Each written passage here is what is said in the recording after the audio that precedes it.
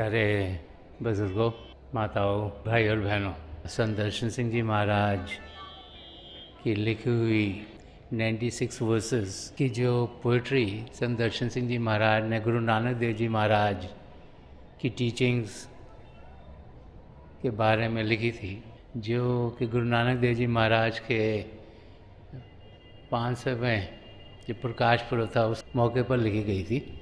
आज मैं उस किताब से एक संत दर्शन सिंह जी महाराज का लिखा हुआ वर्स जो कि गुरु नानक देव जी महाराज के बारे है, वो लेना चाहूँगा ताकि हम जानें कि गुरु नानक देव जी महाराज जब इस धरती पर आए तो हम सब इंसानों को क्या क्या फ़ायदा हुआ। गुरु नानक देव जी महाराज सबको यही समझाते रहे कि हम सब एक ही हैं, चाहे हम अपने आप को एक आदमी के रूप में जानें, चाहे अपने आप को एक औरत के रूप में जानें, चाहे एक देश में रह रहे हों चाहे दूसरे देश में रह रहे हों, लेकिन असलियत में एक पिता एकस के हम बालक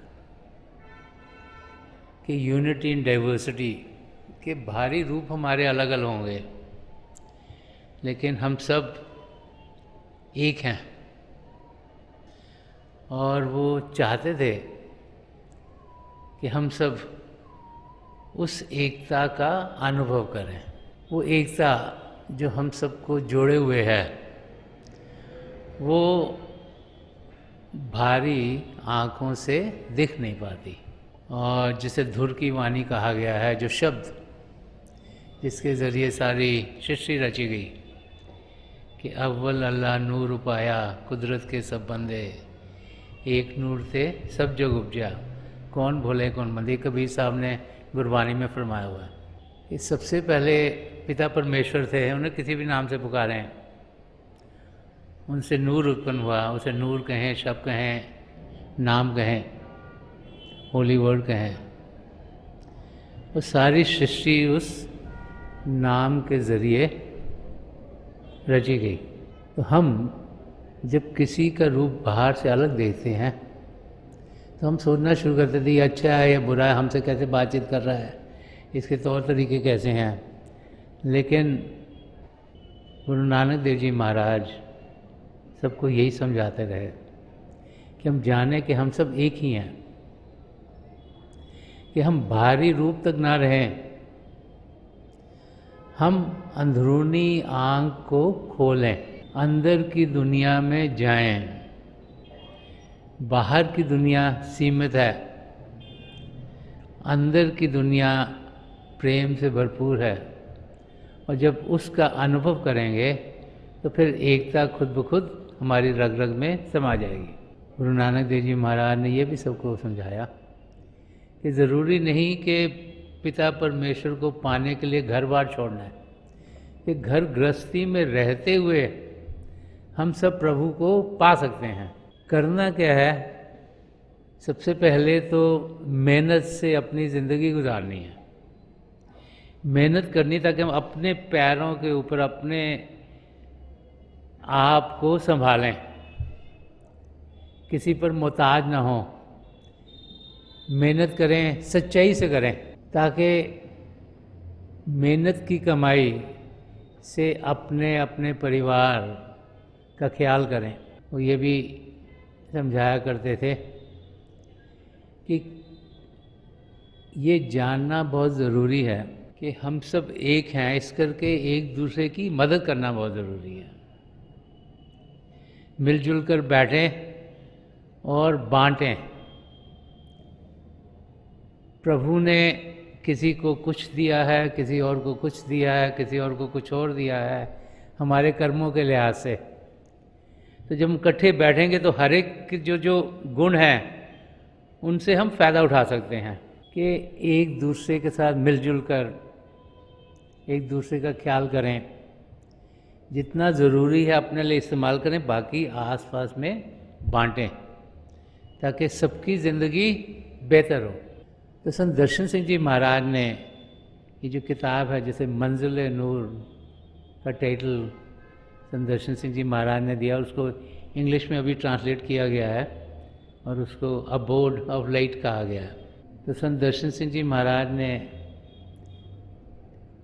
गुरु नानक देव जी महाराज की जो टीचिंग्स हैं, जो उनकी शिक्षा है, उनकी ज़िंदगी कैसी थी, वो कौन थे, क्या वो सिखाते थे, कितनी उन्होंने ट्रैवल्स की। उस ज़माने में 5 लंबी लंबी ट्रिप्स ली, कोई अफ़गानिस्तान तक तो कोई किसी और जगह तक। इतने लंबे लंबे ट्रिप लेकर वो वैसी जगहों पर गए जहाँ पर लोगों के बिलीव्स अलग अलग होते थे।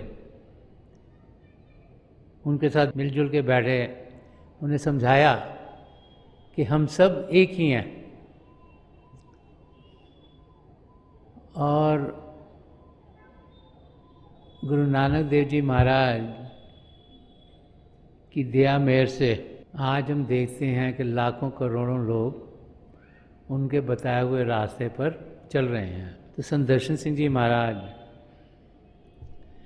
का ये जो वर्स है, जो 6 लाइनों का है, उसमें संत दर्शन सिंह जी महाराज समझा रहे हैं कि जब गुरु नानक देव जी महाराज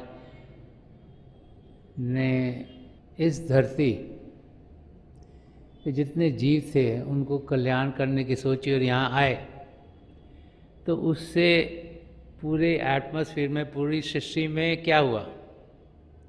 तो वो फरमा रहे हैं कि बहार आई, ज़माने में ताजगी लाई।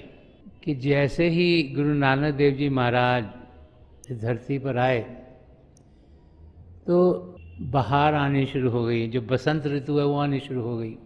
जो पतझड़ का समय था वो हट गया। तो जब बहार आती है तो क्या होता है, पेड़ों पर हरियाली आनी शुरू होती है, थोड़ी देर में ही फूल निकलने शुरू होते हैं, कोई लाल रंग का, कोई पीले रंग का, कोई हरे रंग की पत्तियां निकलती हैं, तरह तरह की चीज़ें उगनी शुरू होती, ग्रोथ। और मौसम भी ऐसा होता है, जब हवा भी मंद मंद चलती है और इंसान को बाहर जाने का दिल करता है। जो स्प्रिंग टाइम है, जो बसंत ऋतु है, वो सबसे अच्छा मौसम माना जाता है कि उसमें चीज़ें बढ़ रही हैं, ग्रोथ हो रही है, नई नई चीज़ें आ रही हैं और उस समय में हम सब खुशियों से भरपूर रहते हैं। तो संत दर्शन सिंह जी महाराज यहाँ फरमा रहे हैं कि जब गुरु नानक देव जी महाराज इस धरती पर आए तो बहार आई, ज़माने में ताजगी लाई। उस समय जबकि इंसान भूल गया था कि वो परमात्मा का अंश है, उसका हिस्सा है, तो गुरु नानक देव जी महाराज ने आकर माहौल को बदल दिया। उसमें प्रेम का हिस्सा जोड़ दिया और वो माहौल जहाँ पर लोग असलियत को भूल चुके थे, उनकी ज़िंदगी में असलियत को उन्होंने दर्शा दिया। और आगे फरमा रहे हैं कि ज़मीं पे दौड़ गया, रंगे हुस्नो रान आई। कि बहार आई, ज़माने में ताजगी लाई, ज़मीं पे दौड़ गया, रंगे हुस्नो रान आई। तो संत दर्शन सिंह जी महाराज फरमा रहे हैं कि बहार तो बदल गई, मौसम अच्छा हो गया, एटमॉस्फेयर स्प्रिंग टाइम का हो गया और उसके साथ साथ हर एक चीज़ में खूबसूरती आनी शुरू हो गई। खूबसूरती कैसे आनी शुरू हो गई कि गुरु नानक देव जी महाराज बार बार हम सबको यही समझाते थे कि प्रभु के प्रेम का हम अनुभव करें। कि प्रभु का प्रेम हम सबके अंदर बस रहा है। ये हमारी कमज़ोरी है कि उस प्रेम को हम जानते नहीं, पहचानते नहीं, उस पर हमारा ध्यान नहीं है। वो चाहते थे कि हम प्रभु के प्रेम का अनुभव करें। वो जानते थे कि एक बारी हमने प्रभु के प्रेम का अनुभव कर लिया तो हमारी ज़िंदगी सफल हो जाएगी। धर्म ग्रंथ में बार बार यही समझाते हैं कि जिन्होंने प्रेम किया उन्होंने ही पिता परमेश्वर को पाया है। वो चाहते थे कि हम प्रभु के प्रेम का अनुभव करें और हर एक जीव से प्यार करें। एक जगह तो संत दर्शन सिंह जी महाराज ने फरमाया कि खुदा से इश्क किया, आदमी से प्यार किया। कि जो गुरु नानक देव जी महाराज की टीचिंग्स हैं वो यही हैं कि हम जाने कि हम प्रभु से अलग नहीं, ये नहीं कि हम बेसहारा यहाँ पर जी रहे हैं, कि प्रभु हमारे अंग संग हैं, हमारे साथ हैं, हर हालत में हमारे साथ हैं। उनका प्रेम हमें अपनी मंजिल तक पहुँचाएगा, तो हमें उनके प्रेम का अनुभव करना है। वो हमें बहुत प्रेम करते हैं। ये हमारी कमज़ोरी है कि उस प्रेम को हम अनुभव नहीं कर पाते। हम अनुभव क्यों नहीं कर पाते? क्योंकि हमारा ध्यान बाहर की चीज़ों में है। हम सोचते हैं कि शायद बाहर की चीज़ों से हमें खुशियाँ मिलेंगी। बहुत से लोग सोचते हैं कि अगर बहुत पैसा हो जाएगा तो बहुत खुश हो जाएंगे। बहुत लोग सोचते हैं अगर दिमाग बहुत तेज़ हो गया बहुत खुश हो जाएंगे। बहुत लोग सोचते हैं शरीर तंदुरुस्त रहा बहुत खुश रहेंगे। लेकिन इंसान भूल जाता है जिसने प्रभु के प्रेम का अनुभव किया या नहीं वो कभी खुश हो ही नहीं सकता। क्योंकि बाहर की चीज़ें सिर्फ चंद क्षणों की हैं। बाहर की किसी भी चीज़ से लगाव करते हैं तो चंद क्षणों में ख़त्म हो जाती है। पैसे भी आते हैं चले भी जाते हैं, पता भी नहीं लगता इंसान को। शरीर तंदुरुस्त होता है, कोई बीमारी भी आ जाती है। कब किसी नौजवान का एक्सीडेंट हो जाए किसी को मालूम नहीं। तो वो चीज़ें जो इस दुनिया की हैं जिनसे हम सोचते हैं कि हमें बड़ी खुशी मिलेगी, आनंद मिलेगा, जैसे जैसे उम्र बढ़ती चली जाती है हर एक इंसान ये रियलाइज़ करना शुरू कर देता है कि उन चीज़ों से वो खुशी मिल नहीं रही जो हम सोचते थे मिलेगी, और अगर मिली तो चंद दिनों के लिए मिलेगी। एग्ज़ाम्पल के तौर पे आजकल बहुत सी कारें बाज़ार में मिलती हैं। तो अगर आप सोचो कि आप 20 लाख की कार अफोर्ड कर सकते हो, वो किसी तरीके से आपको 50 लाख की कार मिल जाए, आपको मज़ा आ गया। क्योंकि हर एक इंसान जहाँ पर होता है उस होता है उससे जो ऊंची चीज़ है, महंगी चीज़ है वो मिल जाएगी तो मेरे को बड़ी खुशी होगी। तो आपने कहीं से जुगाड़ लगाया, इधर से पैसे मांगे उधर से मांगे, 50 लाख वाली कार खरीद ली। खुशी कितने दिन रहती है? 1 हफ्ता, 2 हफ्ते, 2 महीने, 4 महीने, 1 साल, फिर क्या होता है?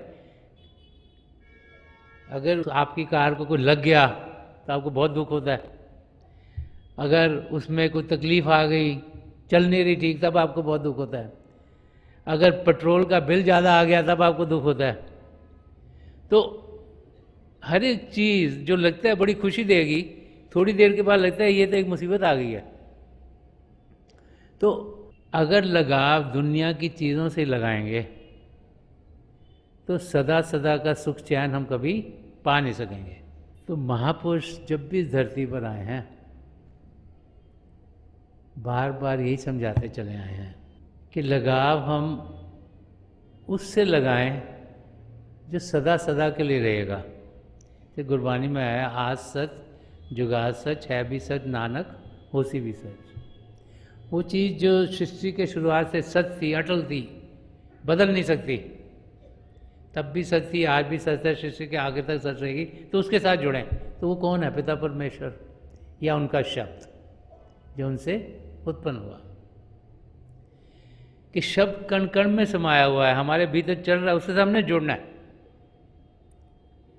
अगर जुड़ गए तो हमारा मकसद पूरा होगा। जैसे हरि कीर्तन कहा जाता है, जो हमारे अंदर चल रहा है शब्द, जो प्रभु से उत्पन्न हुआ, जिसके लिए कोई इंसानों की ज़रूरत नहीं, कोई इंस्ट्रूमेंट्स की ज़रूरत नहीं, जो खुद ब खुद चल रहा है।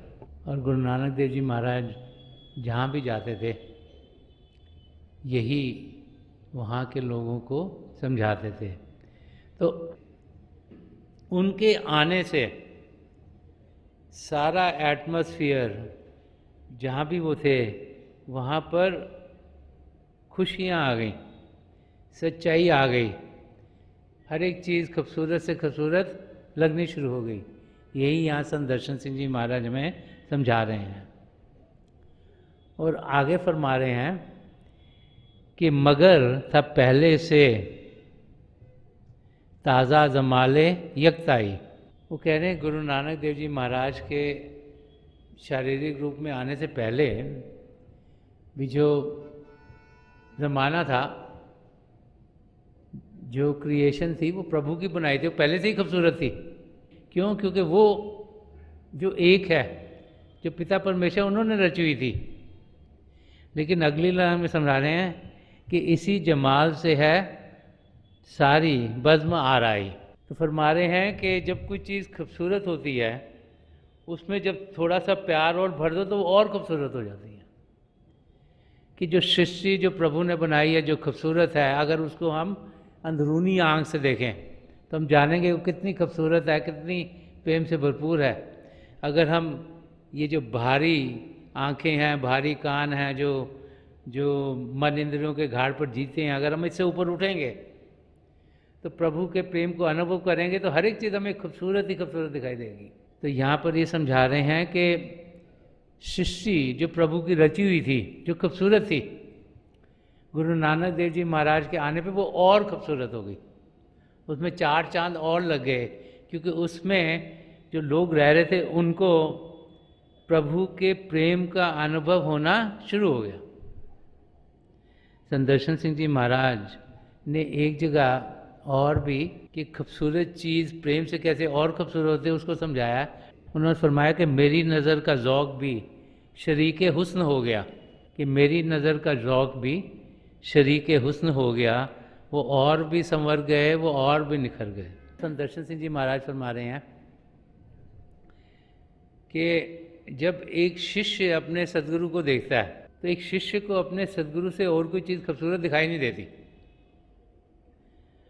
तो संत दर्शन सिंह जी महाराज फरमा रहे हैं कि जब उन्हें एक शिष्य प्यार से देखता है, जब वो उनके प्यार का अनुभव करता है, उन्हें प्यार से देखता है, तो फिर वो खूबसूरती उसे और भी ज़्यादा बड़ी दिखाई देती है।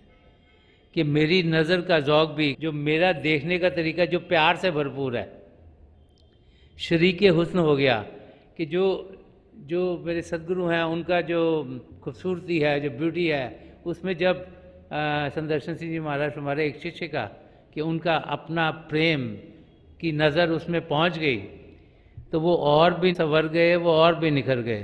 तो फरमा रहे हैं कि जब प्रेम किसी चीज़ में भी जाकर पड़ता है तो उसे और खूबसूरत बना देता है। और यही वो गुरु नानक देव जी महाराज के बारे में फरमा रहे हैं कि जब वो इस धरती पर आए तो उन्होंने जो अंदरूनी खूबसूरती है जो छुप गई थी, क्योंकि इंसानों का ध्यान बाहर की चीज़ों में था, उसे बाहर लाना शुरू करा और चीज़ें और खूबसूरत और अच्छी होनी शुरू हुई। एक ऐसा माहौल हुआ जहाँ इंसान एक दूसरे को इंसान समझना शुरू करने लगा। एक ऐसा माहौल जहाँ प्यार का माहौल बना, एक ऐसा माहौल जहाँ ध्यान इंसान का प्रभु की ओर गया, और जहाँ जहाँ प्रभु की ओर ध्यान जाएगा वो जगह खुद ब खुद खूबसूरत होती चल जाएगी। जो आगे की दो लाइनें हैं वो ये समय जबकि हम होली जो रंगों का त्यौहार है, वो त्यौहार जिसमें कि हम सब अलग अलग रंगों से खेलते हैं, चाहे रंगों के गुब्बारों से खेलो, चाहे गुलाल एक दूसरे को लगाओ, वो प्यार का माहौल होता है जिसमें कि हर एक इंसान जो भी उनके दोस्त मित्र हैं, जहाँ उनके आसपास रहते हैं, उनसे प्रेम से मिलते हैं, उनको रंग इंसान लगाता है, खुशी का माहौल होता है। तो उस माहौल में हर एक इंसान जीना चाहता है, क्योंकि वो खुशी का माहौल है, आनंद का माहौल है, वहाँ पे चीज़ें और रंगीन होती चली जाती हैं। तो संत दर्शन सिंह जी महाराज यहाँ फरमा रहे हैं कहो न ये कि खुदा खुद बहार सामा है, कहो न ये कि खुदा खुद बहार सामा है। वो कह रहे हैं कि हम लोग ये जाने कि जो पिता परमेश्वर हैं वो खुद ही बसंत ऋतु हैं।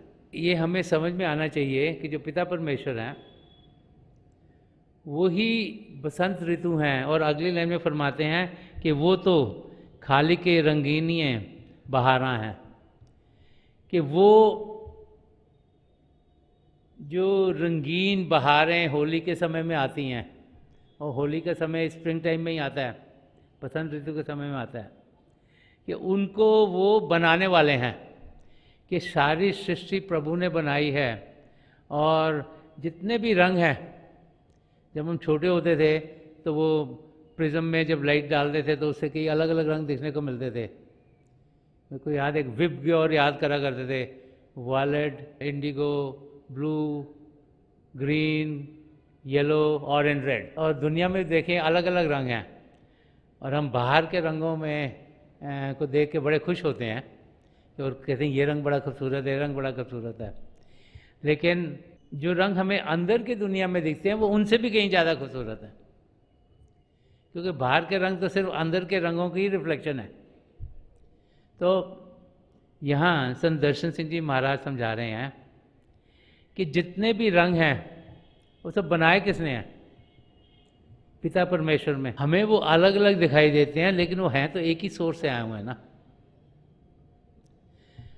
अब होली के दिन चाहे आप हरे रंग से खेलो या लाल रंग से खेलो या पीले रंग से खेलो या नीले रंग से खेलो या किसी और रंग से खेलो, पर्पस तो है अपना प्यार किसी को जताना, एक दूसरे के गले लगना, उनको रंग करना। तो ये फ़र्क नहीं पड़ता कि कौन से रंग से हम रंग रहे हैं। क्यों? क्योंकि चीज़ तो एक ही है मगर दिखने में अलग अलग लगती है। हम लोगों की कमज़ोरी क्या है कि जब अलग दिखती है तो हम सोचते हैं ये अलग है, और फिर उसे हम बदलने की कोशिश करते हैं, क्योंकि जो हमें ठीक लगता है हम सोचते हैं यही बहुत ठीक है, तो सोचते हैं कि बाकी सब भी वही करें। लेकिन हमें ये जानना चाहिए कि चाहे चीज़ें अलग अलग लगें लेकिन उनके पीछे जो शक्ति है वो एक ही है। तो एक वाक़या है जो एक यंग कपल का है। एक लड़का लड़की थे, उनको प्यार हो गया तो उन्होंने आप माँ बाप से बात की और शादी हो गई उनकी। शादी होगी तो शुरू में बड़े खुश, लेकिन कुछ महीनों के बाद कुछ उनमें डिसएग्रीमेंट्स होनी शुरू हो गई। जो पति था वो चीज़ें एक तरीके से करना चाहता था, जो पत्नी थी वो चीज़ें दूसरे तरीके से करना चाहती थी। तो उनकी जो डिसएग्रीमेंट थे वो बढ़ने शुरू हो गए, आर्गूमेंट्स हो गए, बढ़ गए और लड़ाई झगड़ा होना शुरू हो गया। अब जब उनका लड़ाई झगड़ा होना शुरू हो गया तो पहले तो लड़ाई झगड़ा उनका घर में होता था, किसी को मालूम नहीं था कि ये लड़ रहे हैं। लेकिन समय के साथ साथ जब एक दूसरे से बन नहीं रही थी तो जो उनके पेरेंट्स थे उनको भी लगना शुरू हो गया इनका तो आपस में ठीक से व्यवहार नहीं हो रहा। तो पेरेंट्स ने सोचा कि इनको समझाएं कैसे। तो उन्होंने उनसे बातचीत की, अलग अलग बातचीत की, इकट्ठी बातचीत की।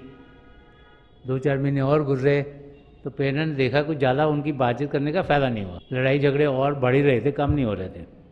तो उन पेरेंट्स में से जो लड़की की मदर थी वो बहुत वही सियानी लड़ी थी। तो उन्होंने सोचा कि अच्छा इनको ना हम पिकनिक पे लेके जाते हैं। तो चारों पेरेंट्स और 2 वो बच्चे जिनकी शादी हुई थी, 6 लोग पिकनिक पर गए, पार्क में गए, सारा दिन घूमे फिरे, उधर खाया पिया, एंजॉय करा। शाम को सनसेट उस पार्क से बड़ा अच्छा दिखता था, तो उन्होंने सनसेट देखा बैठ के आराम से। जब सनसेट देख रहे थे और जब सूरज डूब रहा था तो जब सनसेट होता बड़ा खूबसूरत रंग होते हैं।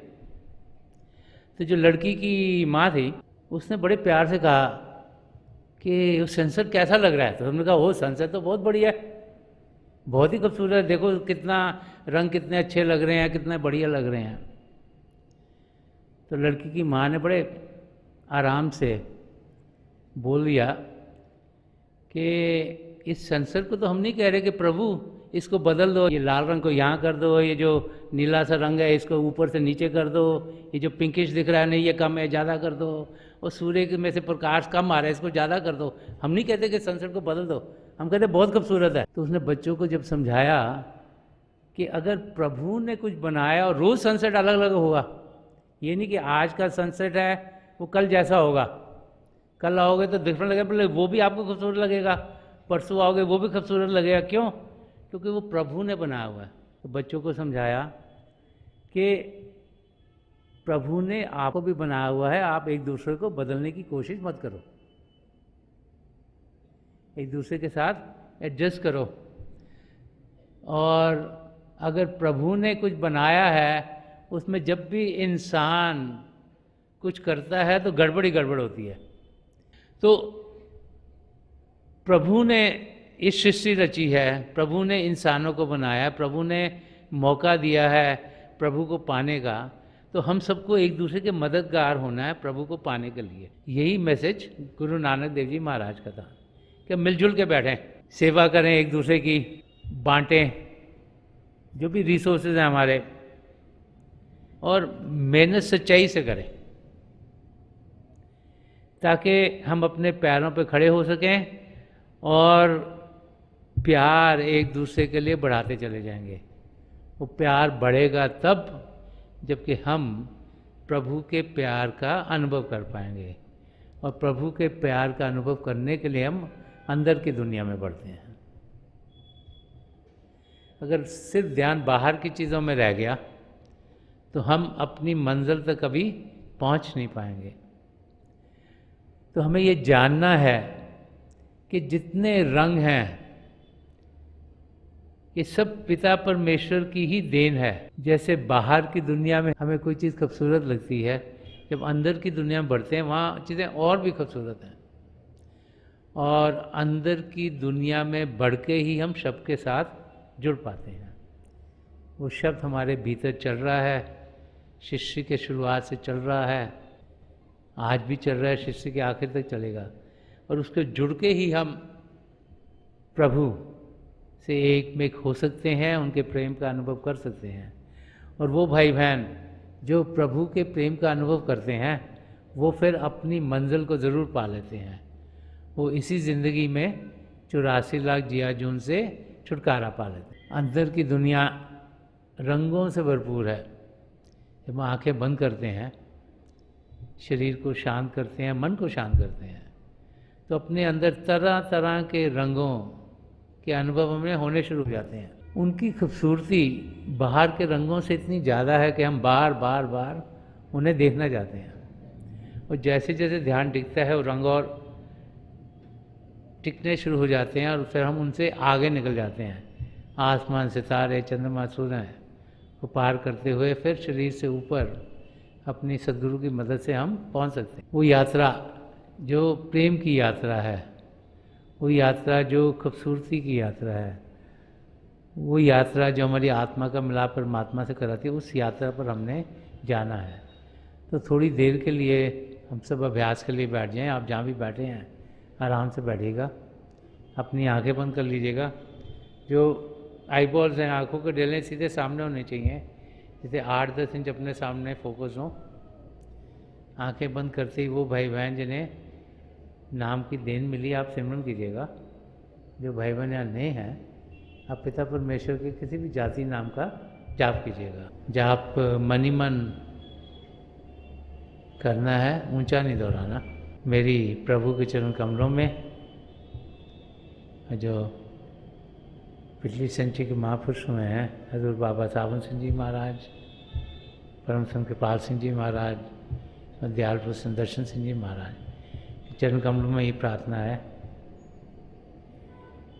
कि वो अंदरूनी रोशनी जो गुरु नानक देव जी महाराज चाहते थे कि हम देखें, उसका अनुभव करें। वो शब्द जो हमारे अंदर चल रहा है उसके साथ हम जुड़ पाएँ, वो हम सब के लिए हो और हमारी तरक्की अपनी मंजिल की ओर तेज़ी से होती चली जाए। तो थोड़ी देर में मैं आपको इस बैठक से उठाऊंगा और मेरी शुभकामनाएं आप सबके साथ हैं।